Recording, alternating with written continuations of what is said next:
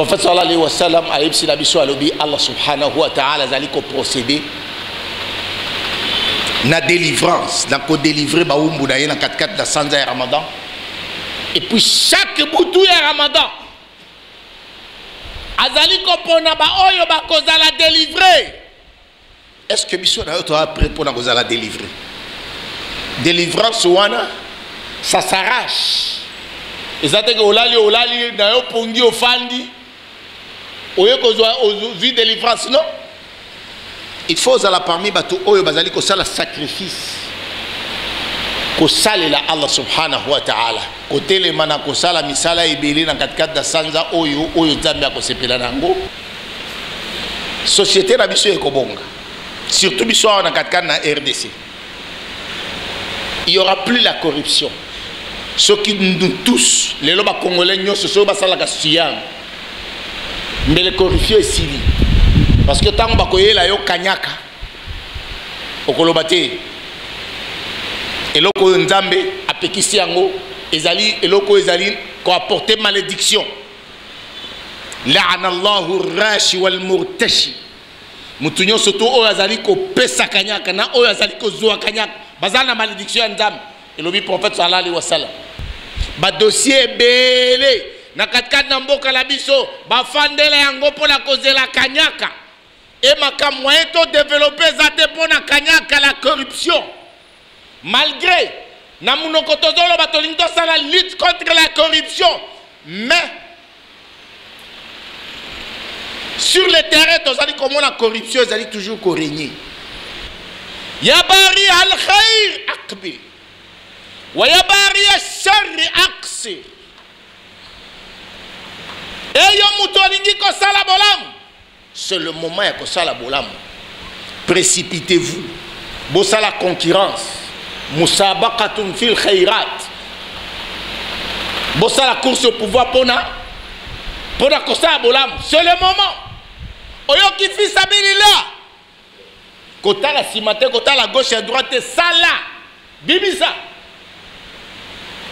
Dès que le prophète sallallahu alayhi wa sallam azaki kana ajwada nas, le prophète sallallahu alayhi wa sallam azaki le plus généreux à batu hadith ezali na 4 na Bukhari ya Abdullah ibn Mas'ud wa ma'adan min bala'ih wa sababan fi ziyadati ihsanih nahmaduhu wa nasta'inuhu wa nastaghfiruh ونعوذ بالله من شرور أنفسنا وسيئات أعمالنا من يهده الله فلا مضل له ومن يضلل فلا هادي له وأشهد أن لا إله إلا الله وحده لا شريك له وأشهد أن محمدا عبده ورسوله صلى الله عليه وعلى آله وأصحابه ومن سار على دربه إلى يوم الدين. أما بعد فإن أصدق الحديث كلام الله تبارك وتعالى وأحسن الهدي هدي محمد صلى الله عليه وسلم وشر الأمور محدثاتها فإن كل محدثة بدعة وكل بدعة ضلالة وكل ضلالة في النار. أجارنا الله وإياكم من عذاب النار ومن غضب الجبار. إلهي ابتليتنا فما وجدتنا الصابرين وأنعمت علينا فما وجدتنا الشاكرين فلا أنت زدت البلاء لقلة صبرنا ولا أنت رفعت النعمة لقلة شكرنا. إلهي ليتك تحلو والحياة مريرة وليتك ترضى والأنام رضاب وليتك الذي بيني وبينك عامر وما بيني وبين الكافرين خراب. إن صح منك الود فالكل هيد وكل الذي فوق التراب تراب. ثم أما بعد sima kozok samatonde pa ina kolo Nzambe pena kosenga kimia pe obote Nzambe ote ya prophète Muhammad sallallahu alayhi wa sallam maloba ya malamu yo kosakisa ba musulman ezali se oyo uti la katikati na buku na Nzambe et guide ya malamu ezali ya prophète Muhammad sallallahu alayhi wa sallam. Na enseignement nyo surtout ezali contraire na oyo prophète atike la biso ezali enseignement ya sika. Enseignement nyo surtout ya sika ezali mbakisa nyo ezali libungi. Libungi ekomema mutu na kati na moto. To sengi na Nzambe kolo na molongo abatela biso tozala te parmi bato bakotaka na moto. Amin. أيها الإخوة الأعزاء أوصيكم ونفسي بتقوى الله من ديكو بالينغامي nazali komite ya ngai moko pe nazali kote ya bino totambola na kobanga Allah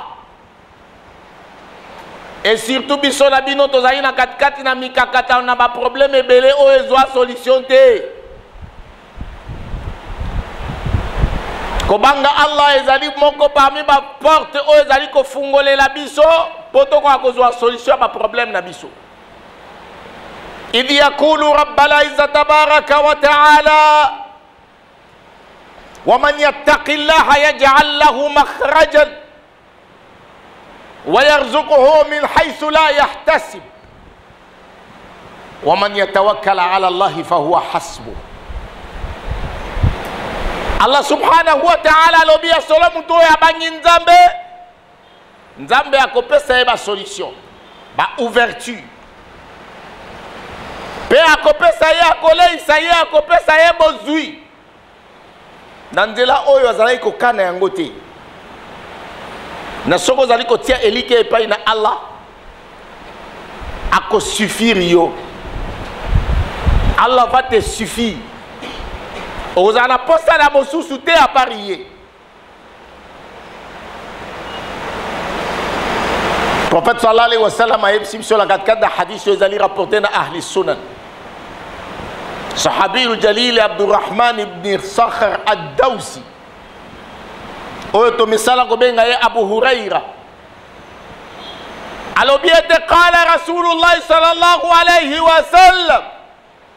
Ataakum Ramadan. شهر مبارك تفتح فيه أبواب الجنان وتغلق فيه أبواب النيران وتصفد الشياطين ومردة الجن فيه ليلة خير من 1000 شهر من حرم خيرها فقد حرم. Prophète sallallahu alayhi wa sallam a dit voici le Ramadan. Yango est comme Libino. Après tant de distractions, après tant de masumo tozali ko sala, ba comportement mabe o tozali ko afficher. Voilà. Ramadan yango est comme Libino. Ataakum Ramadan. Est-ce qu'il y a solo bolobi les bien, soyez les bienvenus Ramadan?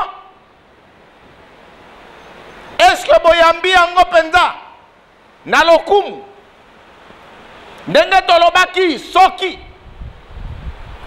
mopai azali kokomela yo na ndenge tomesana na mboka na biso okoluka ko arranger makambo nyonso na ndako akuta yo na désordre te na ndako soki ndako noza salite opakoli ata couleur soki boyokanaka te mwasi na mobali na ndako boswanaka chaque jour bolobi no sikoyo nanu totika makambo ya koswana po mopaya akende na image ya mabe na biso te. Wa hadha Ramadan kad ataakum. Ekuti bino neni mopaya ya munene, ekuti bino ndenge na katikati na mabota na bino, ekuti ndenge nini na katikati na fraternité na bino.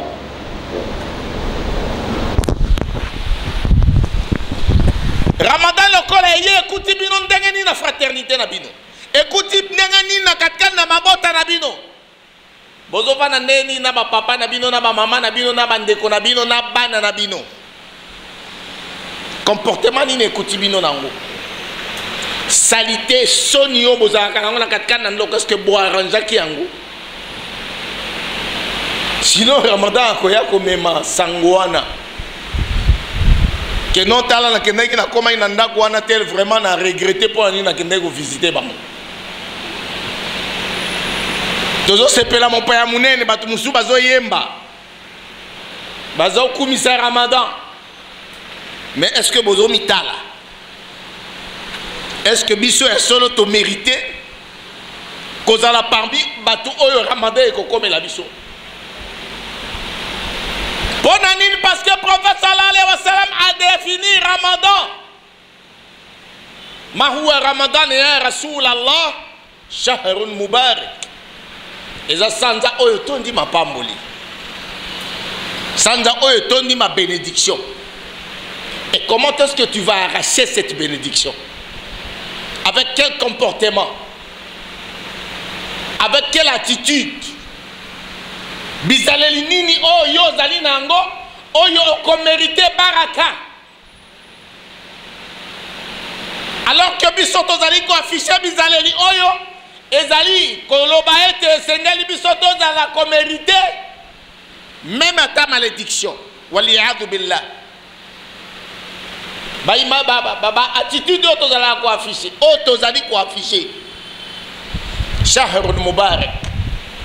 Ezali sanza oyo ya makama ezali sanza oyo toda bapaboli na hadisi monsuzu prophète sallallahu alayhi wa sallam alobi faradallahu siyamahu Allah subhanahu wa ta'ala a rendre obligatoire ko sala siyam ya shahr Ramadan ko kanga sanza ya Ramadan a rendre ngo obligatoire na rendre obligatoire ndengenini parce que sunna ou bien hadith ya prophète sallallahu alayhi wa sallam eyaka mubayyinan lil kitabillah yango eyaka ko éclaircir ce qui est dit dans les 5 Corans. Suratul Baqara verset 182 ou 183 Allah subhanahu wa ta'ala a lancé appel spécial ya ayyuhalladhina amanu كتب عليكم الصيام أي فرض عليكم الصيام كما كتب على الذين من قبلكم لعلكم تتقون ابن بندمي الله سبحانه وتعالى a rendre obligatoire pour Nabino Siyam ya Ramadan ko jeûner na sanza ya Ramadan obligatoire ndenge arandaki yango obligatoire na ba oyo bazaki liboso la biso afin que bokoma na kubanga Allah subhanahu wa ta'ala to bandaki khutba to lobi ete poto koka kotala batu oyo to kokangolama nzambe afungola biso ba porte ya bolamu mikakata no to zali nango elongwa ba problème do nyoso to décrier elongwa.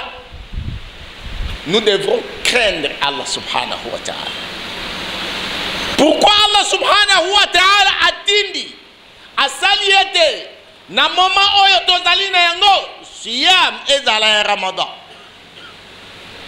Parce que amoni comportement tozanango ils ont reflété image de l'islam. Ils ont reflété image de la croyante. Nzambe alingi tozala bandimi et puis nzambe alingi tozala batu oyo babanga kaye. C'est ainsi que finalité ya siyam de tozo sala. Tozo sala te po batu ba betela biso maboko. Tozo sala te po batu ba kumisa biso. Tozo sala te po na kolia. Ah na kati ya siyam tolia ka ebele. Mapesa ba fils abilila ebele. Mais plutôt Allah subhanahu wa ta'ala a déterminé finalité à siyam la'allakum tattaqun, afin que beaucoup mana niveau ya kobanga Allah subhanahu wa ta'ala. Le but principal est tozali ko salela yango siyam oh ya sanza ya Ramadan. C'est ainsi que Allah subhanahu wa ta'ala a recommandé ki poto koma babangi Allah subhanahu to banga ye solo ya kobanga ye. Na katikati sanza oyo bolamu oyo nzambe asali ma porte nyo surtout ya paradis à fungoli. Ça veut dire misala nyo surtout oyo ko mener vers le paradis. Ezali na accessibilité au kokotaka au kosala yango. Na misala nyo surtout e ko mema yo na katikati na moto ya livelo ba bloquer yango. Enfer ezali bloqué. Na ba démon bazali bloqué. Et surtout al-marada. Ça veut dire ba oh ba se rebella na Allah. Bazali bloqué. Sikoyo okopesa faute epa nani. Tango yo zokosa. Tango yo zali kotia songi. Tango yo zoboya kosambela. Tango yo zoboya kozala reconnaissant na Allah. Tango yo zali ko panza makita. Ozali ko kabola bato. Ozali ko critiquer bato ko sambwisa bato. Okopesa réseau epa nani. Que non parce que bon moni shaitan de asali biso boye waniza ba waswasi ya shaitan de abungi singa na moment au réseau ya shaitan yati parce que na moment oyo moyen shaitan a circulé librement na katikati da nzoto na yo ezate tango balobi ete bakangi shaitan ça veut dire shaitan a ko circuler librement na maveni ya makila te. Tango shaitan atia kabiso wasiwasi ezalaka. Tango akoti na katikati da nzoto. Azotambola na veni ya makila jusqu'à ce que yakoya kokota na akoma na motema. Nde atie biso wasiwasi. Yiba, sale ekobo, escroquer, kosa na kati ya motema. Alladhi yuwaswisu fi suduri nas. Avant akoma fi sadrik. Akoma na motema na yo. Azole kalaba veni na yo ya makila. Mais na moment oyo Allah subhanahu wa ta'ala à partir ya siyam azali ko bloquer ba veni na yo ya makila. Prophète sallallahu alayhi wa sallam alobi inna shaytana la yajri fi bani adam majra dam. Shaitan atambola kalaba veni na yo ya makila. Ezatake no ba chaîne makangie. Azali bloqué à partir de la veine ya makila ko tambola isute po ya ko koma na katikati na motema na yo po sala wasiwasi azali sous la possibilité wana te. Donc ozali susu na raison te o ko ya ko lobakeno eza shaitan nde abungisinga. Maintenant ozali responsable ya mabe na yo moko oyo yo ozali ko sala na moment oyo. Na prophète sallallahu alayhi wa sallam alobi susu na hadisi alobi fayunadi almunadi ezali na appel oyo ezali ko salema depuis premier jour ya Ramadan appel ezali ko salema ya bari al khair aqbil wa ya bari ash-sharr aqsir eyo muto alingi ko sala bolamu c'est le moment ya ko sala bolamu précipitez-vous. Bossa la concurrence. Musabaqatun fil khairat. Bossa la course au pouvoir pona kosa bolam. C'est le moment. Oyo ki fi sabilillah. Kota la simate, kota la gauche et droite sala. Bibisa. Ndenge prophète sallallahu alayhi wa sallam azaki kana ajwadan nas. Prophète sallallahu alayhi wa sallam azaki le plus généreux à bato hadith ezali na katikati na Bukhari ya Abdullah ibn Mas'ud. Kana Rasulullah sallallahu alayhi wa sallam ajwadan nas. Prophète sallallahu alayhi wa sallam azaki le plus généreux, le plus charitable à bato. Wa kana ajwada ma yakunu fi Ramadan. Générosité na ye na charité na ye elekaki makasi na sanga ya Ramadan. Shahru Ramadan ezali shahru jud.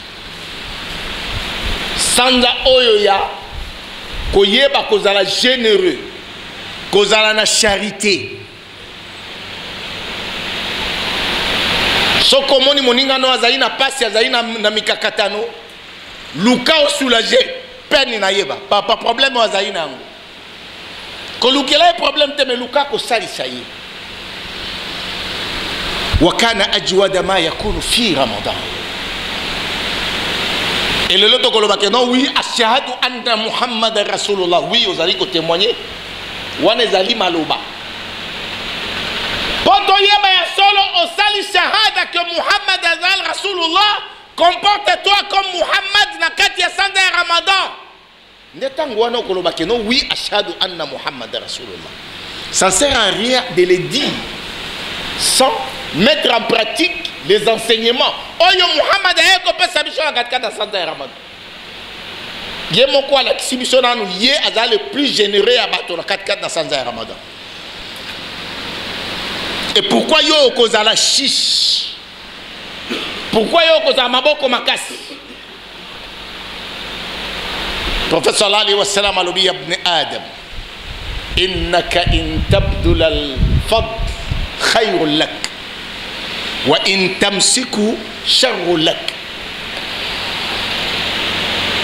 Eyo mwana ya Adam soki ozwi biloko ya kolia olia kalipa moko mais ozwi fadl ça veut dire surplus ya lipa moko olia lipa moko zaina lipa mibale to misat anfiq partager na moninga kabola pesa moninga salisa moninga malakisa la charité la générosité parce que wana ezali faute mais soki yo kangi maboko lobi no ezali biloko na ngai faut yepe akende ko débrier makambo na ye prophète sallallahu alayhi wa sallam alobi ezali sharrul lak ezali mabe mingi pona yo ezali malheur pona yo ezali na batu oyo lelo na katikati na sanza ya Ramadan tango azolia akolia biloko ebele komona sufra wana na table wana oye alielaka to na setango batandaka biloko akolia alwan min at-ta'a tala biloko ebele yo muto uti na nzala ya journée mobimba okosisa biloko wana nyoso azuka mwandamo musuni mwandamo wa concombre azu mwandamo ya lipa adi vraiment moyen te et nyoso to wana sikali etale ekap et malheureusement okomona ba mususu bazabde ko bwaka biloko ezali na ba musulman o ba bwaka biloko balebo e basali iftar etikali moyen bali yango soute na butu pe moyen bali ezate na tongo balamuki ebebi batikali babwaki yango. Inna Allah la yuhibbul musrifin. Allah subhanahu wa ta'ala lingate batu oyo bazalaka ou bebisa biloko kosala israf nzambe alingaka te batu oyo bazalaka kobwaka biloko parce que batu oyo bazalaka ko dépenser abusivement biloko ko bebisa biloko batu wana bazalaka ba allié ya ba démon. Allah subhanahu wa ta'ala lobi innal mubaddirina ikhwanu shayatin alobi solo batu oyo bazalaka kosala israf ça veut dire biloko ezali ebele lokola ezali ebele azwi mwa ndambo oyo tikali wana abebisi yango ya kobwaka tango yo obwaki Allah subhanahu wa ta'ala alobi ozali parmi ba ikhwani shayatin ozali ndeko ya ba démon na acte wana ozali kosala tolobi ke ezali sanza ya générosité sanza ya baraka pona ni tozali kosala siya tokepa ya Imam Suyuti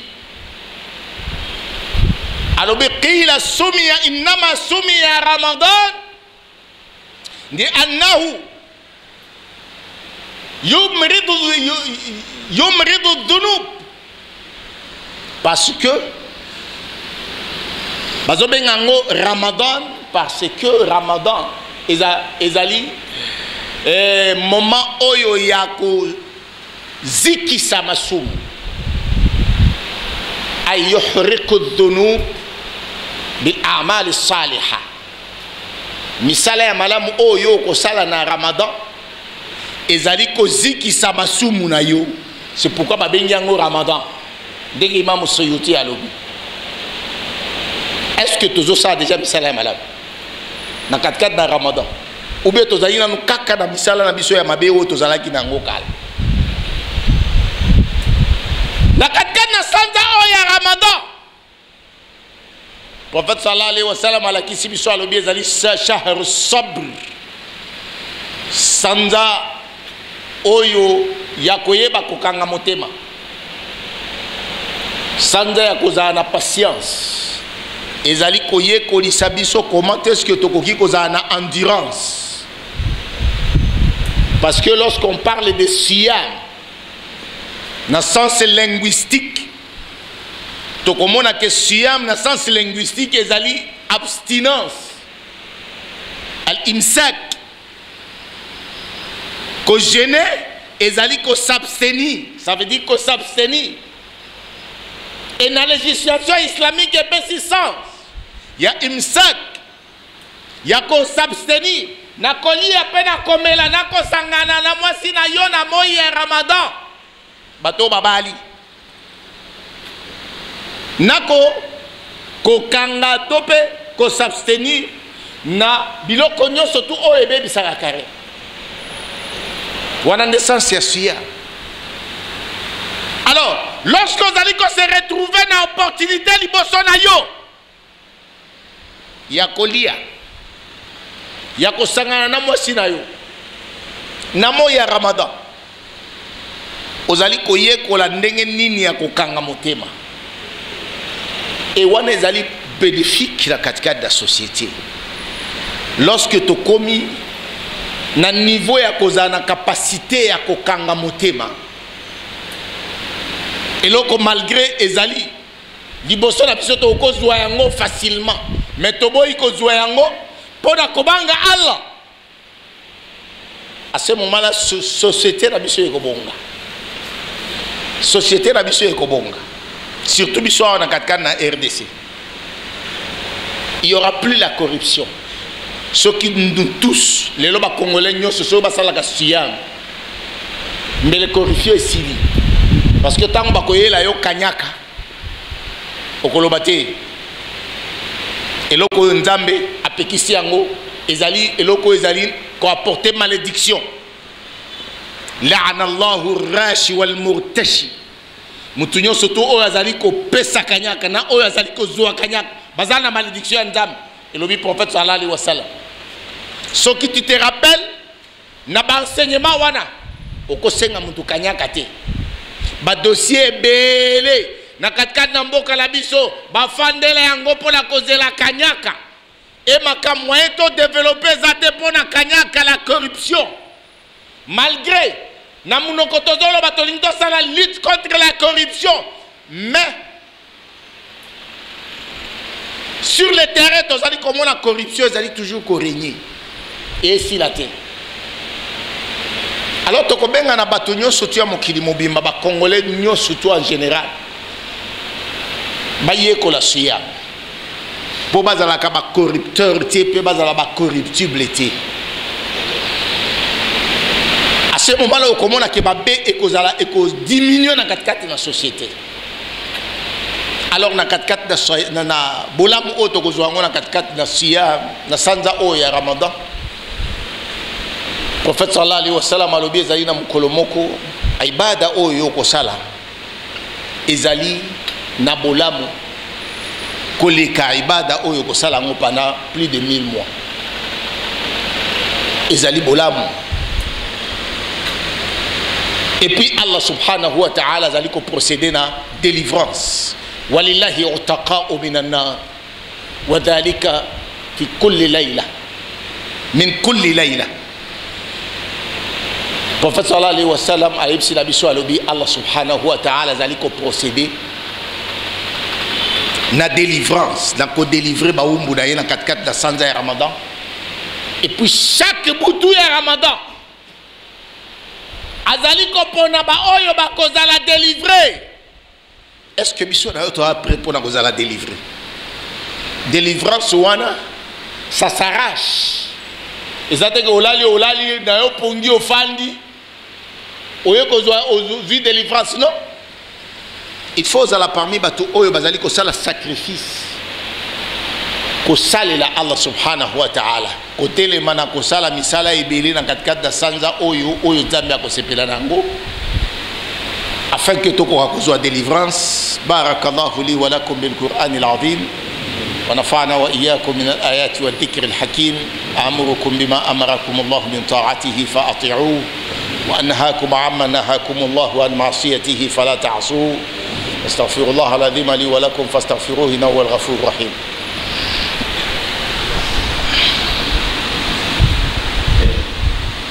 الحمد لله الواحد الاحد الفرد الصمد الذي لم يلد ولم يولد ولم يكن له كفوا احد خلق الخلق فقدر ودبر فيسر وكل ميسر لما خلق له.